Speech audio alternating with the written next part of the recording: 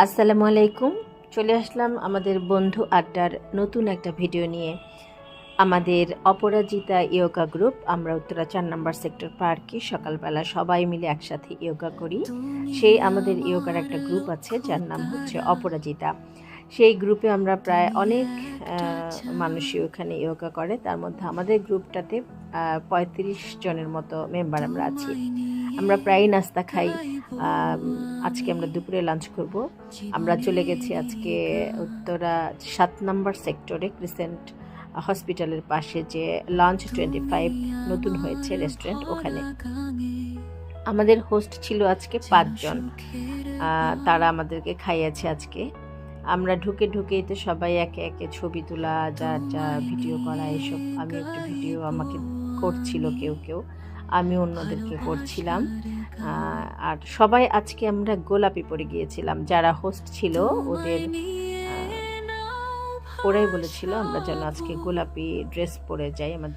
এটা আমাদের 2 বান্ধবী খুব মজা করছে আর আমি ওদেরকে ভিডিও করছিলাম।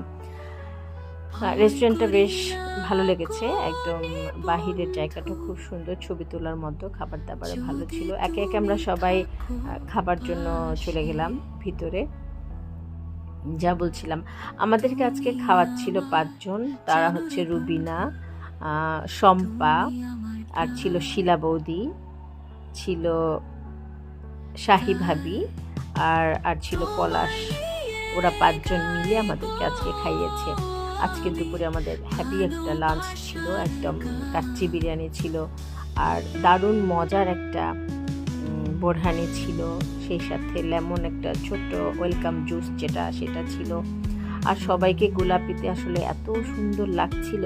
আর আমাদের এই গ্রুপে তো আমি আগেও বলেছি, আমরা অনেক রকমের এইজের এখানে সবাই একসাথে বন্ধু। আসলে কেউ আপা, কাউকে ভাবি বলি, কাউকে আপা বলি, কাউকে আমরা আন্টিও বলি, আন্টিও আছেন। আবার কেউ আমাদের থেকে অনেক জুনিয়র, ওদেরকে নাম ধরে তুই করে বলি। আমরা ফ্রেন্ডদেরকে তুই করে বলি। এরকম একটা সুন্দর সম্পর্ক আমাদের পুরা গ্রুপটার মধ্যে আছে। ওরা সার্ভ করছিল যারা, ওরাও বেশ স্মার্ট এবং কিউট দেখতে ছিল ছেলেগুলি। একটা মেয়ে ছিল, খুব সুন্দর, ও খাবার সার্ভ করছিল সবাইকে। আর সবাইকে দেখে ওদেরও বেশ ভালো লাগছিল যে সবাই একরকম সেজে গুজে আসছে ওনারা খেতে।